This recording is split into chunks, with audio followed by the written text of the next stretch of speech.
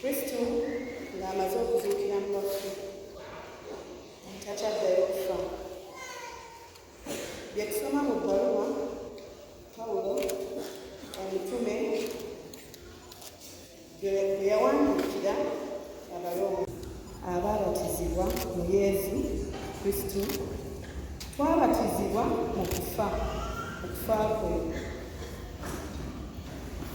Ndaba mu batiisimu twaziikibwa wamu naye mu kufa, nga Kristo bwe yazuukira mu bafu olw'ekitiibwa kya Patrick, naffe nno tuyise obulamu obujja, obanga twaziikibwa wamu naye olw'efaaye gye twafaanana, era bwe tuliba olw'enzuukira ye, tutegeere omuntu owaffe omukadde naye yakomererwako, omubiri gw'ekibi gulyoke guzikirizibwe, tuleme kuddayo kuba baddu ba kibi. Anti oli bw'afa ng'ekibi akiwonye, oba tuli bafu ne Kristo, tukkiririza ddala nga tuli babalamu wamu ne Kristo, anti tumanyi nti Kristo ng'amaze okuzuukira mu bafu takyaddayo kufa. Walumbe takyasobola kumufuga, anti nga bwe yafa olw'ekibi, yafa mulundi gumu, kati nga mulamu bwa Katonda.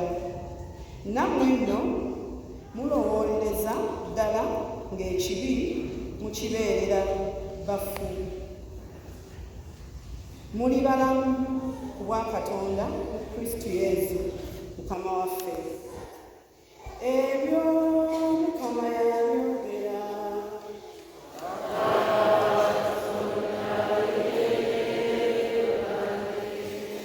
Abooluganda, tusituke twanirize evanjiri.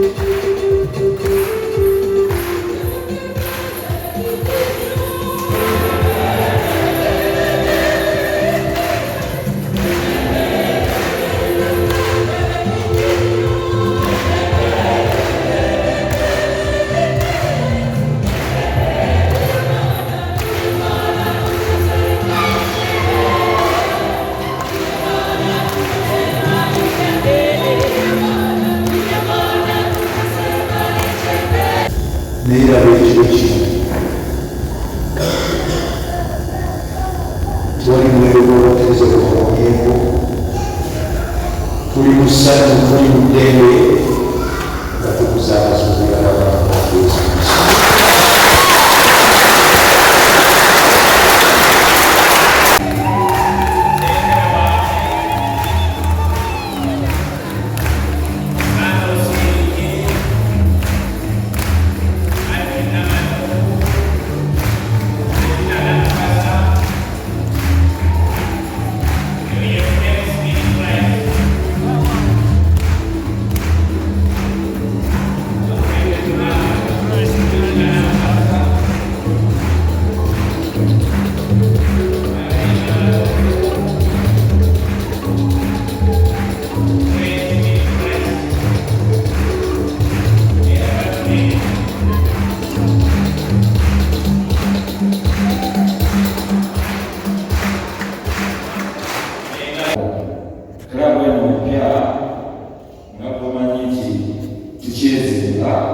naye tujja kuwanjulira ebibala byala mu maaso ago. Era Faada nga bwe gali amazikira ga Mukama waffe Yesu Kristo, twajja n'ekiteeso ng'era bw'otulaba tuli bangi abantu tebaliwo tebasobodde. Faada kyali kya ssente nnyingi ne tukitya, naye olwa Katonda bwe tusinza n'ebbanga teryaweranga ekintu ekyo tukisunsuudde. Ssebo Faada, nsaba ojjeko wano osabuulire abakristo ba St. Agnes Kibemakindi ekirabo kyetuwadde oba kyetutonedde paalishi yaffe ekiro kya leero.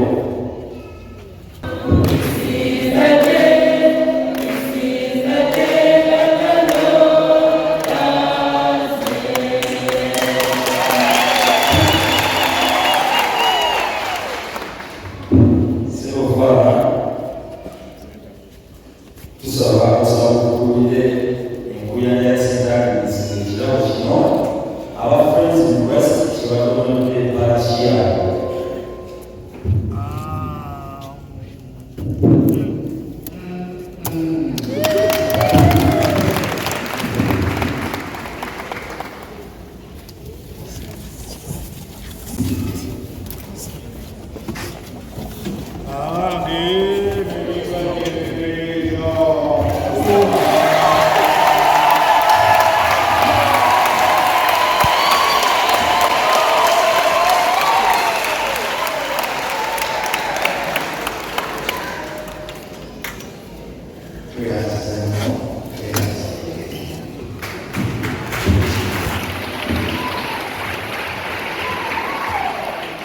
Ssebo Faada, bino byebimu eky'experience zaabyo nga bwemanyi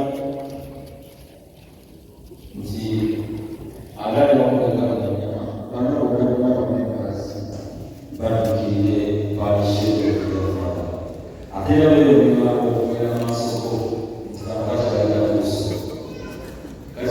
kuuso n'ebisingamu wano bijja mwebale nnyo mwebale.